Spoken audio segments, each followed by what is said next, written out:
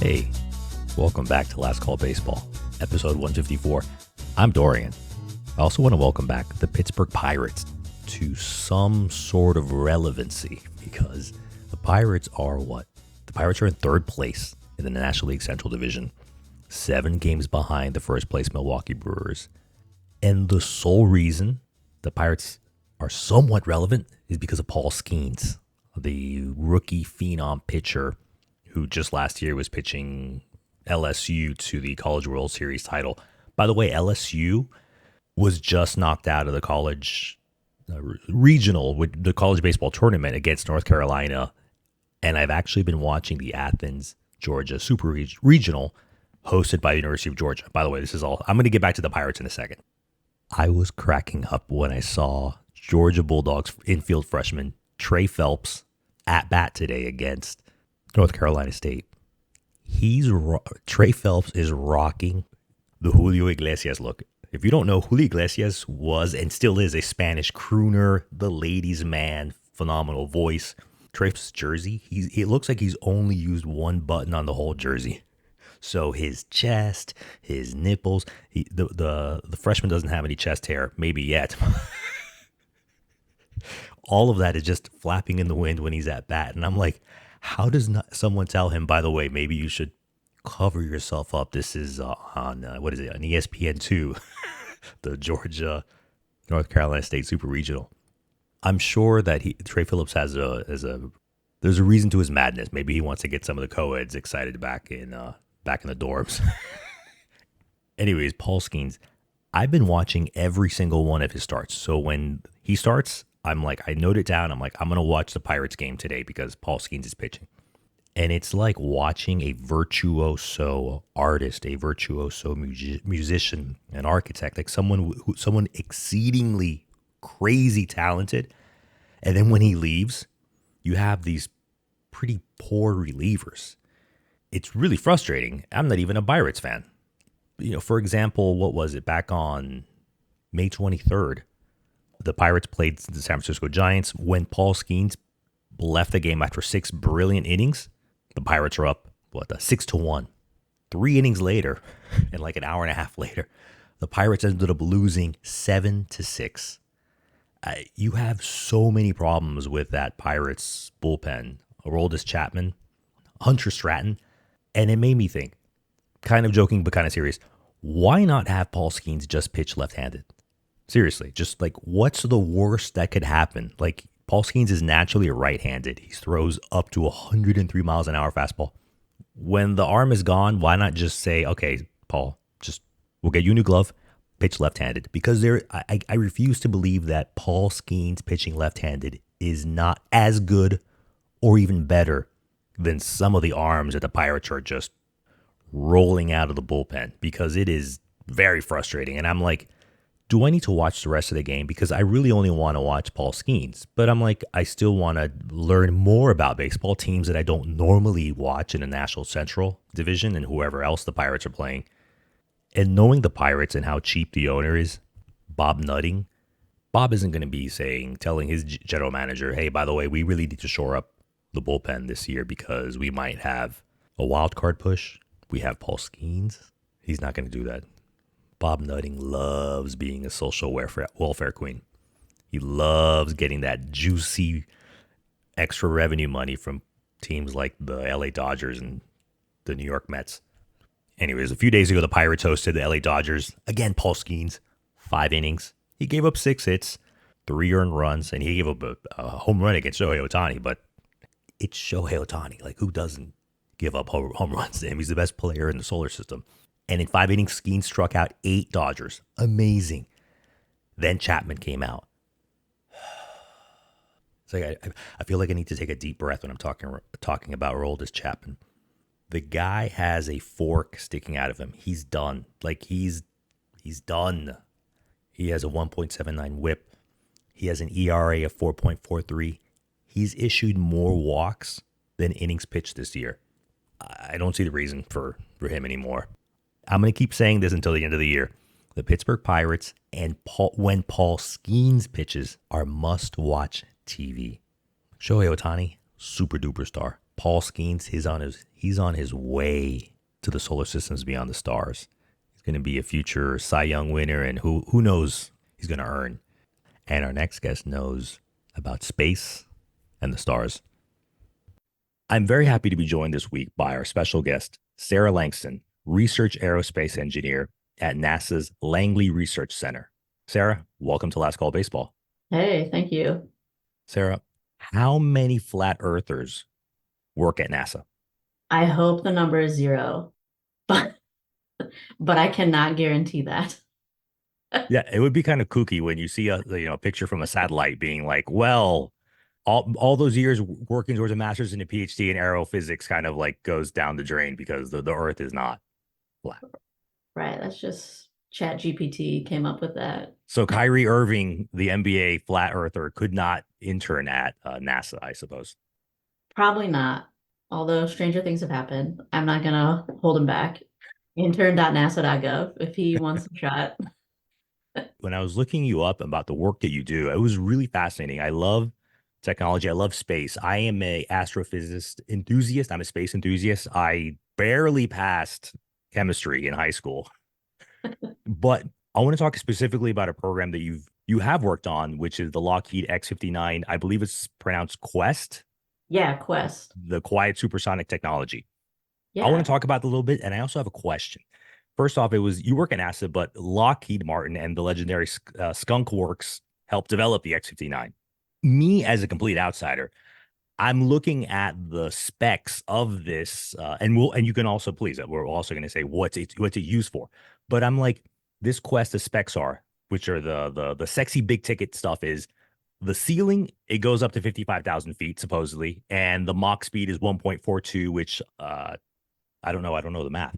But then I'm thinking it's almost as if we haven't duplicated Cold War technology because the by the same company Lockheed back in 1966 developed the SR 71 Blackbird, which was a spy plane to be forthcoming. It's not a space plane. Not a plane for space research.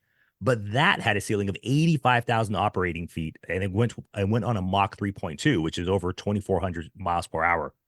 Why? And then also, what is the X-59 Quest used for?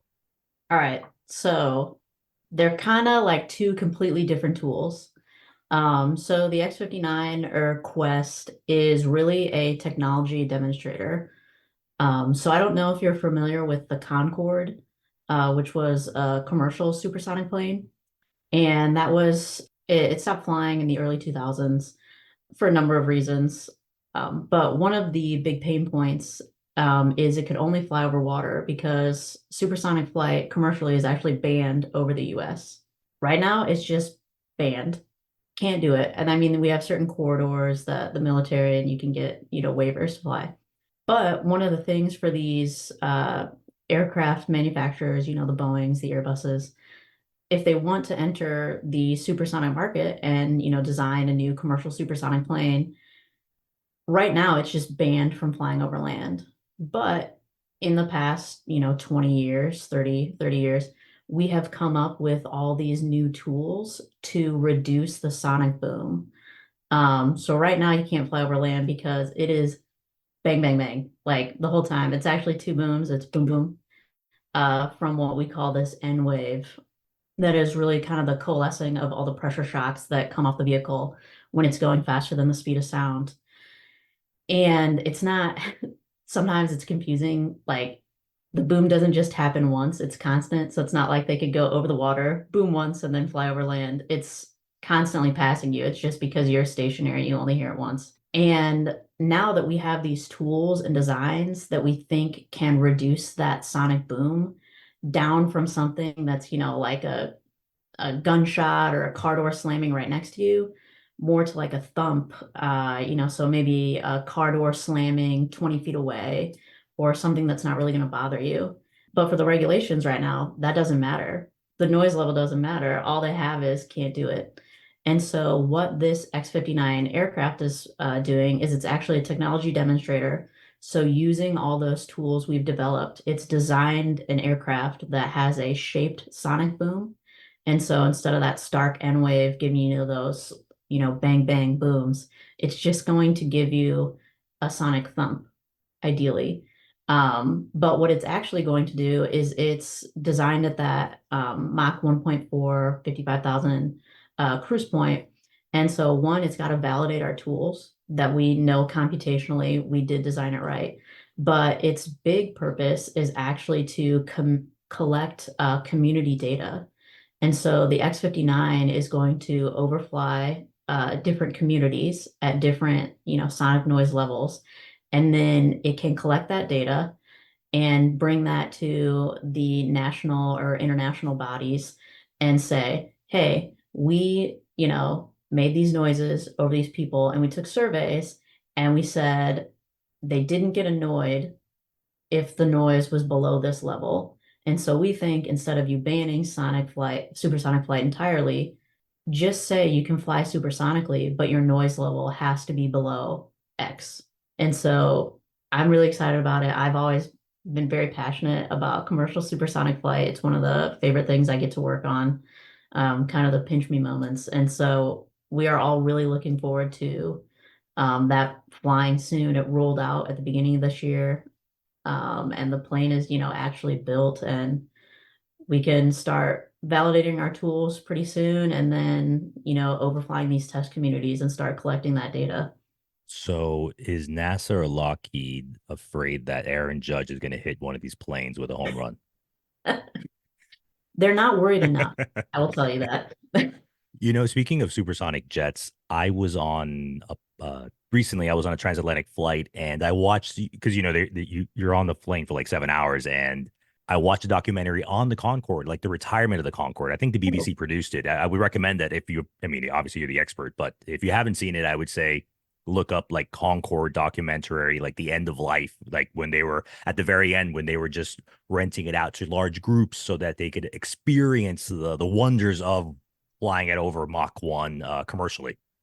That sounds awesome. Yeah. Big Concorde nerd. There's actually the Russian Tupolev 144 that not as many people know about. That's also a really beautiful airplane. Is that still flying or is that part of the Soviet Union? No, that's no longer flying. It never really even took off as much as the Concorde did, but it was an interesting design that took some different approaches to some of the issues with kind of low speed flight.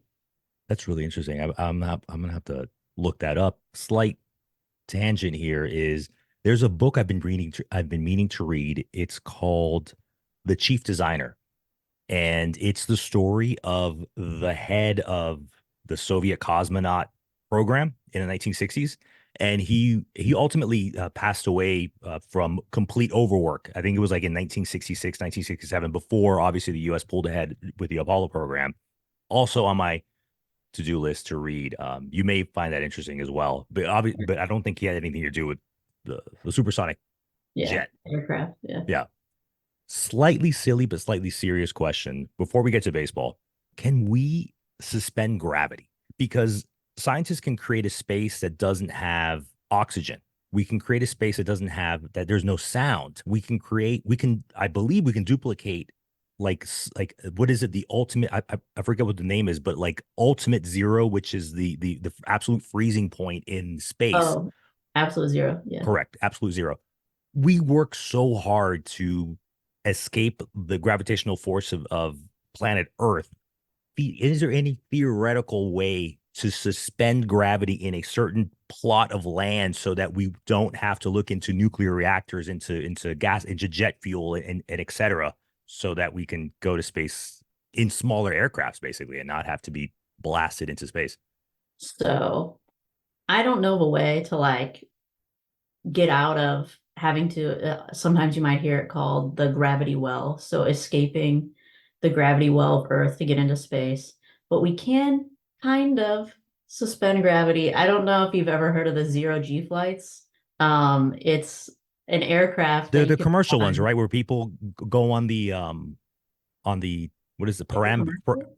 param Yeah, it's parabolic flights. correct. Basically, if you fly up and then fly down fast enough at a fast enough rate, it will kind of put you. It won't be zero. quite zero G, but microgravity, kind of like what you might feel on the space station. And we we call it at NASA the vomit comet because people usually get pretty sick. But I have not, unfortunately, had the chance to go on it. But one of my buddies just had one of his experiments go on it. And so, we can suspend gravity in that sense, but not large scale to just be able to take a helium balloon up to the moon. I've always wondered that, and Not I yet. not yet. That's I love that. Not yet. I could talk about space and space flight with you for hours, but you're also a big baseball fan. And the way I came across even your name and what you do is I read an article where you and a team were using baseballs to improve computer simulations. But I'll let you tell us how you're able to overlap your love of supersonic flight as well as your love of baseball and the Chicago Cubs. Yeah, that was a pretty crazy project. One of the things I love about working at NASA and where I work with is they really kind of let you be yourself at work. And so I come in, my license plate is number one Cub fan. I've got my lanyard. I celebrate opening day. And so people know that I love the Cubs, big Cubs fan, really love baseball. And so it's something that my colleagues and I can connect with. And I had a colleague who is a CFDer, so computational fluid dynamics. He does computer simulations, whereas I'm primarily on the experimental side of the house. So I'll do wind tunnel testing or flight testing if you're lucky. But he's always been talking about, oh, I wanna do CFD on a baseball. Wouldn't that be so cool? And so we had to think about it and like, all right, well, how do we do that legally? How do we use taxpayer dollars in a in an ethical way to actually get to do that?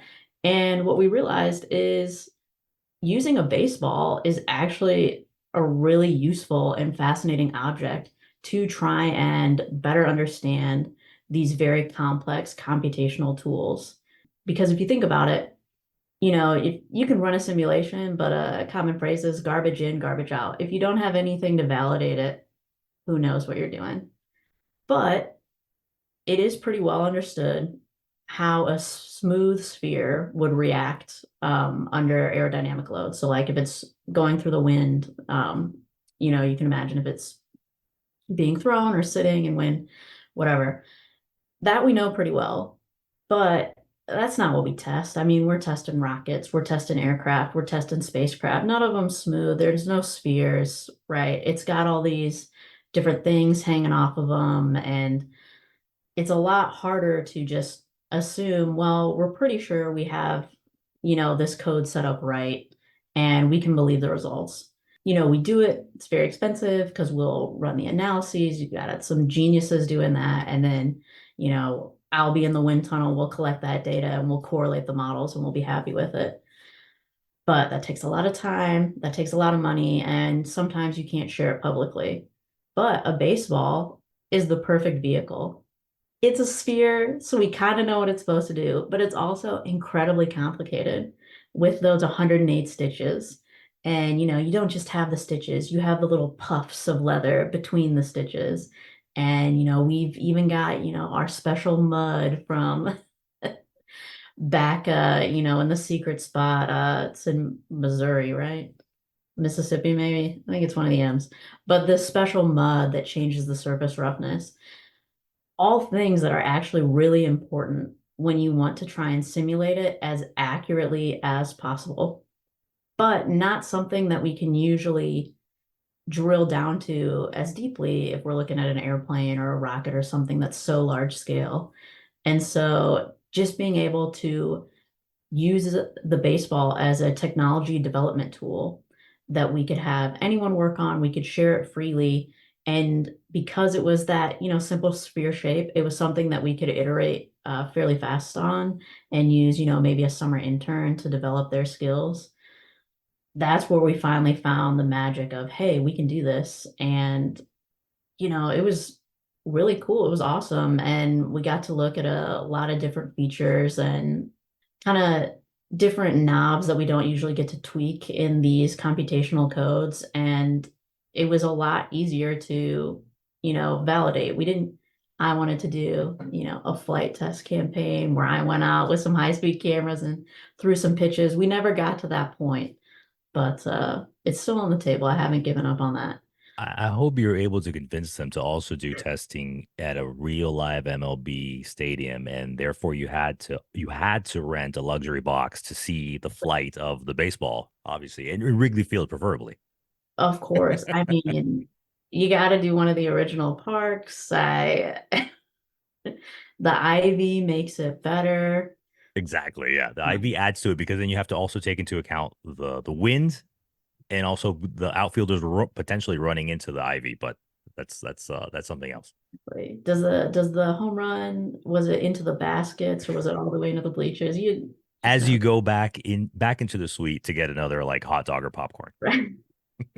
Right. Let's do it again.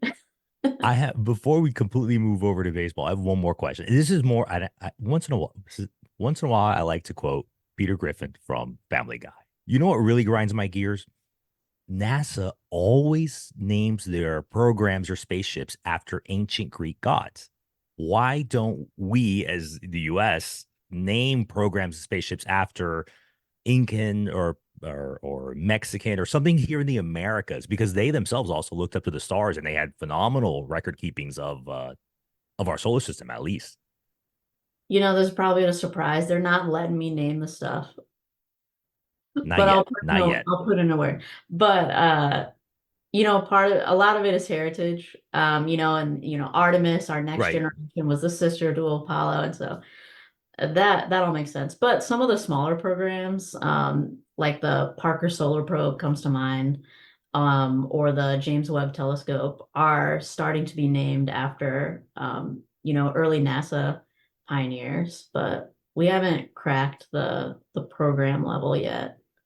But soon. So when you become head of NASA, we'll have some I Mayan am the names into it NASA because at least they administrator. represent the Americas, you know. Because I don't, as far as I know, the Greeks don't have a space program. They're barely in the EU. So They might. You'd be surprised. I've worked with early career employees across dozens of different space programs in Europe. pivoting over to baseball, you're obviously a big Chicago Cubs fan, and this year the Cubs managed to go out and get their chief astrophysicist, Craig Counsell. The Cubs are doing a lot better this year. What's your relationship with the Cubs? Like, when did you start first loving baseball and specifically the Chicago Cubs?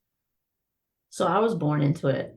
My dad specifically, and then my mom, when she married my dad, became huge Cub fans. The joke is they went to a Cubs game on the way back from their honeymoon.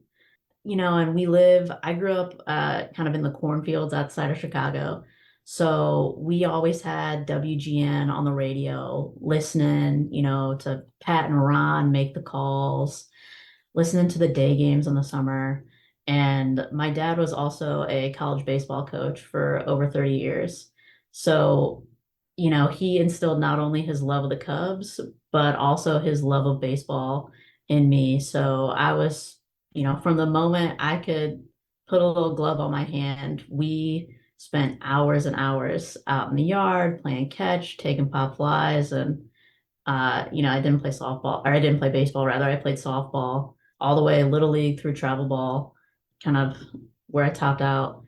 But it was always the Cubs and baseball. And, my parents and I would try our best to hit up spring training in Mesa, Arizona, check the boys out early, see how they were going to do that year.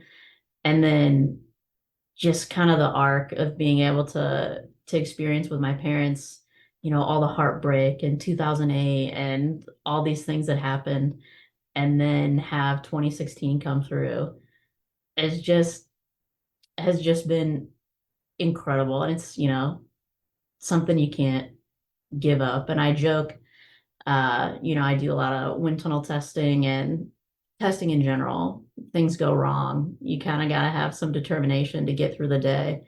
But I've been training my whole life building perseverance by being a Cubs fan. That's true. Yeah, you're right. That's a So good point. it's a Then real skill. this year, I have been completely enamored with college baseball. You're saying that your father was a college baseball coach for decades, and right now we're in the middle of the college baseball tournament. We're just finishing up the regionals, and yeah, I'm all about college baseball. It is complete chaos, which I'm sure is not something welcomed by a scientist. Man, but sometimes it is. Yeah, Some and of these games have been incredible. I've been catching a little bit too, and yeah, it's awesome. just the other day, I think it was yesterday, I saw Mississippi State play Virginia in the Charlottesville regional, and going into the ninth inning, Mississippi State had a chance. They were top of the ninth. They were down 3-2, and then their pitching just completely imploded. They ended up losing 9-2. I love Mississippi State. They have phenomenal fans. Their stadium is amazing. Going back to the Cubs, I always find it interesting talking to Cubs fans because I'm a Braves fan, and it that's because of the TB. I'm part of the TBS generation. Oh, But okay. when you come home, because obviously it was on TBS at 7:05, first pitch, all those great pitchers. But at the same time, you'd come home, the Cubs were on WGN. Same, they were WGN, TBS were always just everyone had them. But I never got into the Cubs because I didn't like their uniforms back like in the early to mid 90s, just like white and what is it? Some kind of blue pinstripes. I Blue remember. pinstripes, you didn't like that? And they always were losing. I'm like, there's nothing interesting about it. And then, you go, you do your homework, or you go out inside and play with your friends or go on a bike ride. You come home, you have dinner, you do your homework, and then they have Tom Glavine, John Small. It's like some phenomenal pitcher just every single year. Like somebody in the Braves would win the Cy Young. So there was always winning, always go to the let's say the World Cup, World Series. And it was just intoxicating to see that. And I always find it interesting, but that it's the same experience, but you just have different fandoms because for whatever reason. And in your case, as you said, you inherited your Yeah, love of the Cubs. yeah. Can't imagine anything different, but maybe an easier life if we would have had TBS. I don't know. Yeah, that's true. So what are your thoughts of this year? Are you able to follow the Cubs on a weekly, monthly basis? Is just yeah, are you able to see any games live since you obviously live outside the Chicago area and I guess outside of a Major League Baseball area as well? Yeah, yeah, not too many we're about 3 hours away from DC, which is the closest really. So it's tough. I am lucky. I travel a decent amount for work, and I've been pretty good about squeaking into whatever MLB team is playing whatever city I'm at. I'm slowly but surely trying to get through all the stadiums. So like last year I didn't get to any Cubs games, but I went to a few MLB games. But this year I'm hoping to sneak up to the Nationals when they play it. It's late August, early September, and get to see them there. Otherwise, I have a login for MLB TV and I catch them when I can. I was able to go to spring training, try to go to spring training, catch a couple games every year, and man, the games I saw, they were looking rough. So I was pleasantly surprised, with the first few months of the season. The last 4 weeks have been kind of more what I saw, but I haven't given up. I think Yeah, there's still it's time it's for it's it. it's way too early, and the fact that the Milwaukee Brewers let Greg Counsell walk is insane. But that's That's a good crazy. thing for the Chicago Cubs. The Cubs are in Mesa, or where do they have the spring training? Not in Mesa. Is it in It's Mesa, Phoenix? Arizona, Okay, which is one of the many yeah, tiny, towns around Phoenix, but they're technically in Mesa. I've been to spring training games in Florida, but I haven't made it out to Arizona. And from everyone that I've talked with, and obviously you can just pull up like Google Earth and see that it's so much easier to watch games in Arizona and Florida because if you're a Detroit Tiger fan, the Tigers are in Lakeland, Florida, and you want to go see like the Blue Jays like later that afternoon or the next day, you're gonna have to drive like 3 hours to get to not 3 hours, but 2.5 hours in traffic, like to Dunedin. It's just spread out all over the place. When I hear in Arizona, you could genuinely watch 2 games in a day. And I'm like, that sounds like a dream. It's pretty amazing. It is, I think, probably the worst you could do between two of the stadiums would be an hour with traffic. Um, maybe if you got to go to Scottsdale and then Tempe for, let's see, I think the Diamondbacks are in Tempe and the Giants are in Scottsdale, maybe. But it's so close, and we have over the years gone to the different parks, and it's good. You got to go Cactus League over Grapefruit League every time. You're inspiring me because before I go to a spring training game in Mesa or Phoenix, I'm going to have to buy property there to Airbnb it out to all the baseball fans from Milwaukee, Chicago, Seattle. Because who Yeah, wants to be in Seattle in February? Or no offense in Chicago. I love Chicago, dot, dot, dot, dot, in the summer. You couldn't pay me to live there. No offense. Again, it builds character. That's everything about it is a character building experience. I'm going to say extreme weather brings character, not just cold weather.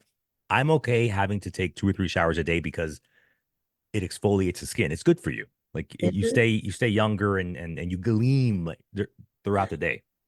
I guess you would also do the same thing if you were to stand in front of some rocket launchers in Cape Canaveral or whatever. it might be a little worse for your skin. True.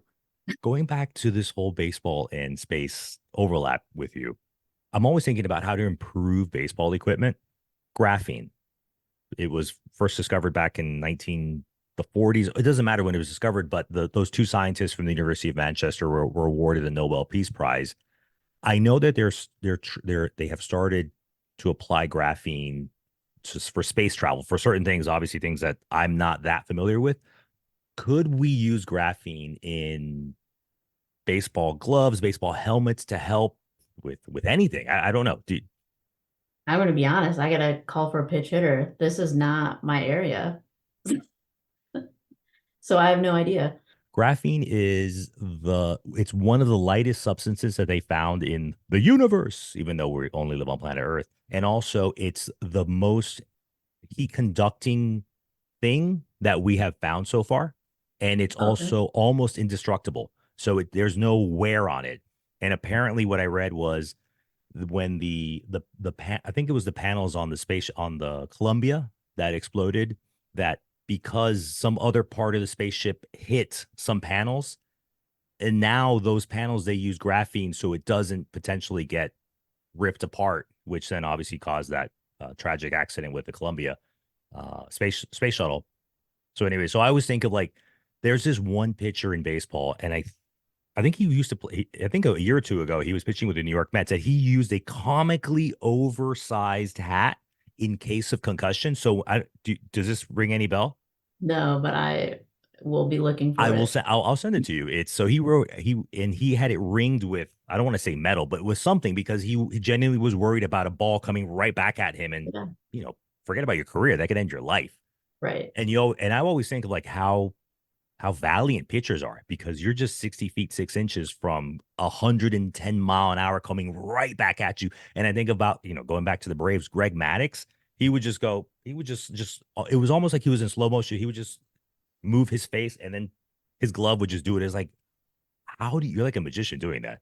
It's just for safety reasons. I was thinking of like graphene for either you're a batter or a pitcher to help it absorb the 103 miles an hour pitch from Paul Skeens or some ridiculous Otani 107 mile an hour or 127 mile an hour ball off the bat. I don't know if I'd throw graphene in the mix. I guess I'd have to look into it more, but NASA does a lot of technology transfers, and that is something I haven't thought about with there's it's different than the Columbia accident. That was foam hitting a carbon reinforced carbon panel. But there's also MMOD, micrometeoroid damage. And that's basically in space on the space station, your spacecraft, whatever you got. There's these tiny little particles in space, whether it's a meteorite, whether it's a piece of another rocket that's exploded, whatever it might be, that they're super small, but they're going so fast. We call it hypervelocity impact that it can knock you out.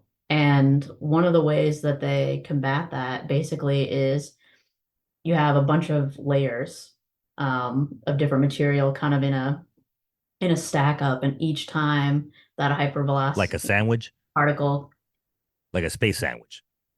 kind of like a Dagwood space sandwich, so there's a ton of things in there, and it just breaks apart a little more further and further and eventually slows down, and so it doesn't damage.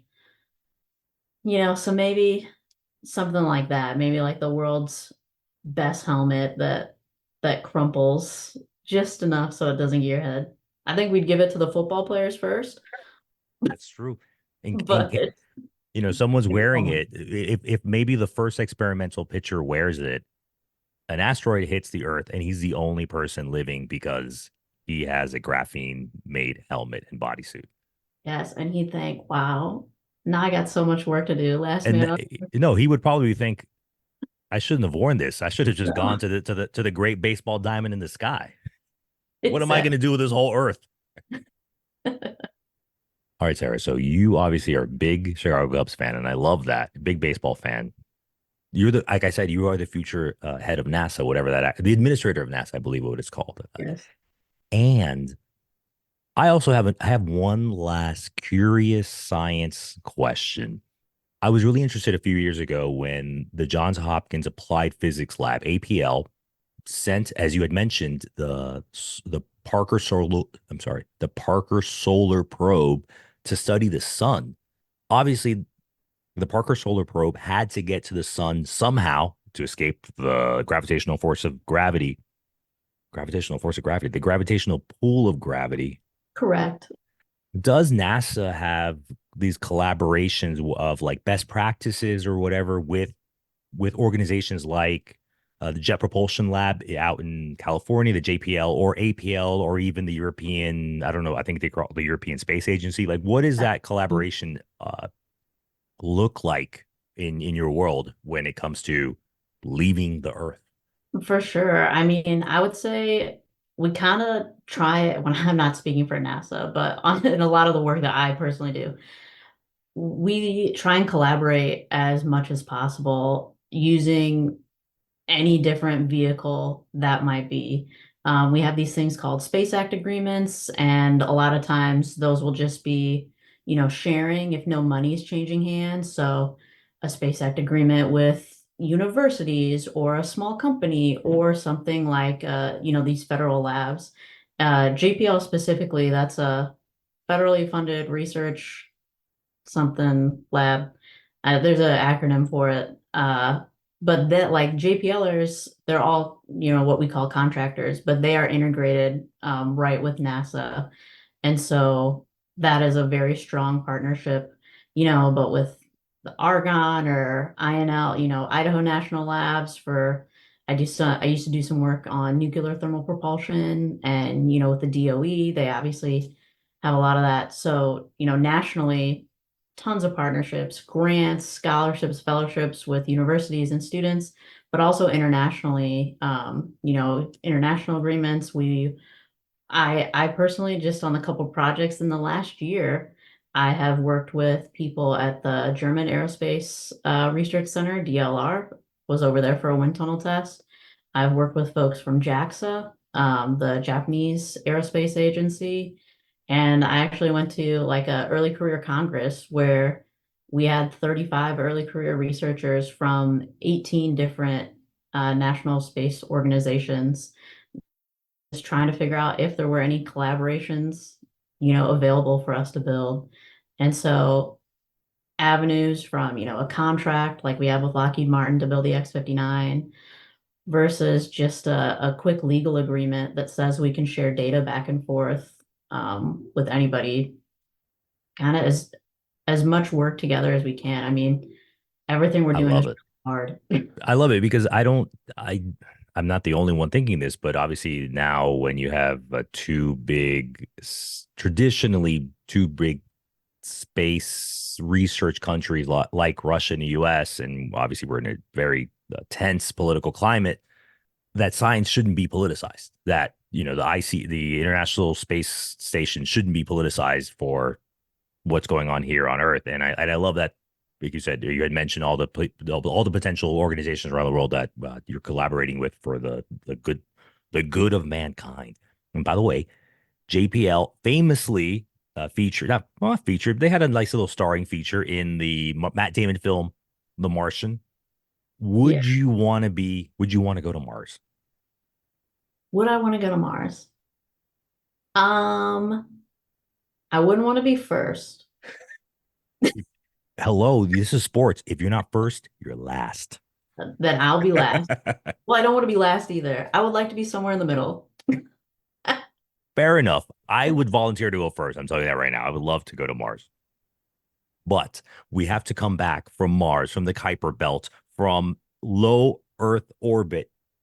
Sarah, believe it or not, even though I believe you're going to be the future administrator of NASA, we're going to take you away from that and we're going to crown you as the new commissioner of Major League Baseball with these new intergalactic powers. What's one or two things that you would change for the betterment of the game in your view as the new commissioner of Major League Baseball? An even more important role than the NASA administrator. Controversial, maybe, but the first thing I'm doing, and maybe the only thing I'm doing, we are getting rid of the DH in the National League. We're going back to the pitchers hitting. It's a different game. I like the strategy of, having to work around the pitcher. Are you going to have, you going to take them out because they're pitching well, but, we're down by run one and their pitcher spot comes up. I want that back in the game, one. And two, I might be dating myself, but anybody who is a Cubs fan and would watch Carlos Zambrano as a pitcher get up and absolutely wail on the baseball if he made contact would always advocate to have that chance again. And so that's what I'm doing. No other changes. We're keeping the pitch clock. Heck, they can keep the scoring base runner in extra innings, but we're getting rid of the DH. As a JPL contract, as myself, a self-anointed JPL contractor, advising the new commissioner, why not have the DH designated hitter come both American League and National League? Because I always think it gives a slight advantage to American League. And again, might be dating myself where I didn't like it where this obviously it's going. I don't think it's going away, but it's much less the whole throwing at a hitter because they're showing people up because this guy hit a home run on me. And I'm thinking specifically about Roger Clemens. He was notorious for that, throwing at people, and he never had to face the consequences because most of his career was spent in the American League. And so if he was in the National League, That's a great point. your butt is grass. And I Uh, think that if you're going to do it back into the National League, it should also be in the American League because some of these pitchers need to be also taught a lesson. that is I'm adding that point to my campaign platform. No, there's no campaign. You're the boss. I mean, that's it. Something Your I your hadn't thought signature about. is on all the baseballs now. Good. All right, that's good. I agree. I agree with you. And lastly, we can't go to space. We can't play baseball. We can't think and write really interesting papers that we want to read at 3 a.m. without food.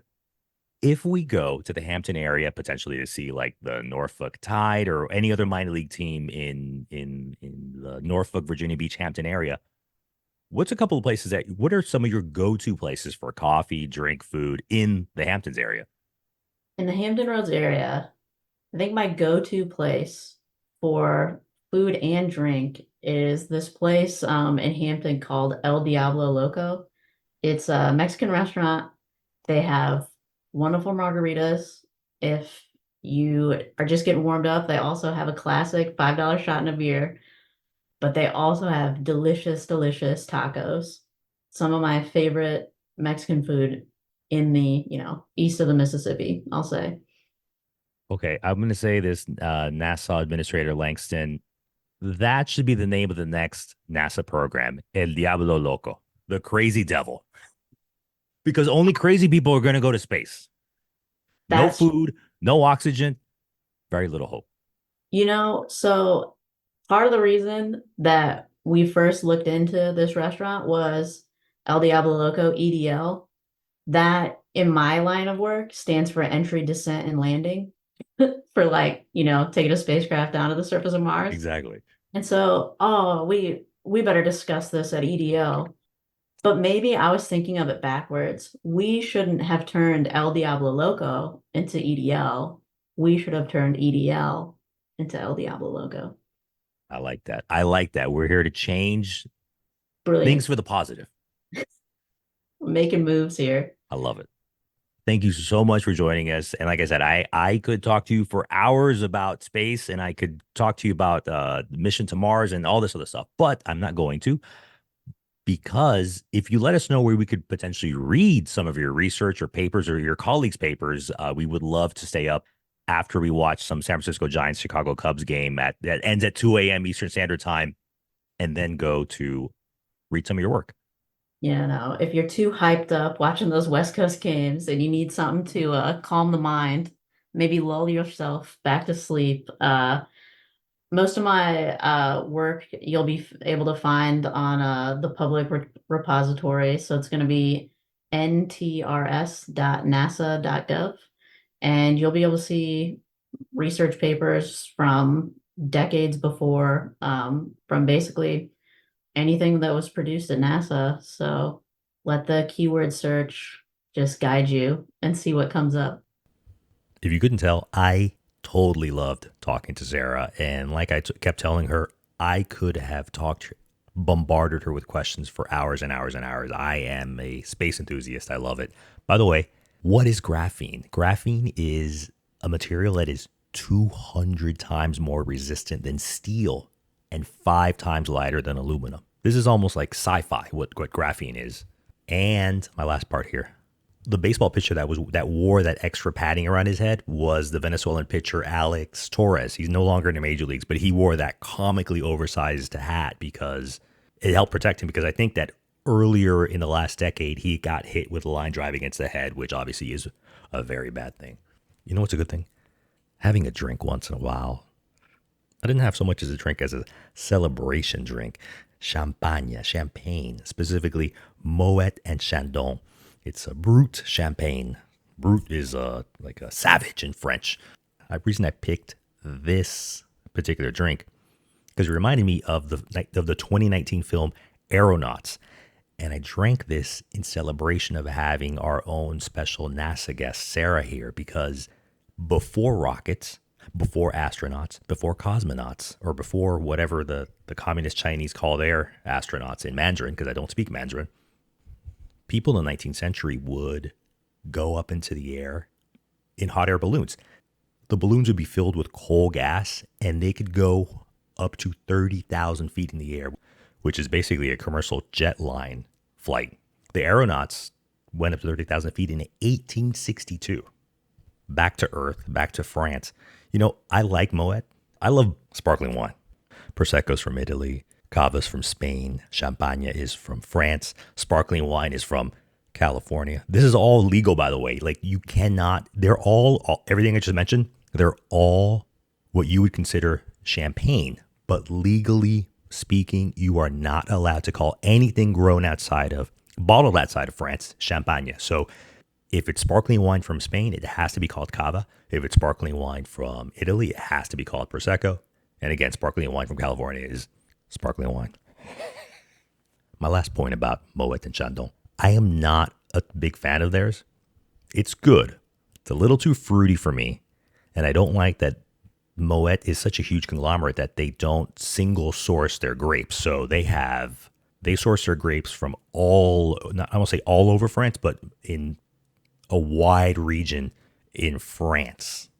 Who knows? Maybe I'll go from a baseball podcast to a space podcast and then try to become a champagne influencer. I'm joking. Before we head out, let me try to influence you for one more thing. You know what? Check out our merchandise. We have t-shirts in men's and women's sizes, different colors. I'll put that in the show notes. Give us a rating and review wherever you listen, Spotify, Apple, on Mars, anywhere. And follow us on Twitter and Instagram if you want to do any of those things. But I appreciate you listening. Thanks for joining me this week on Last Call Baseball. Be great and get home safe.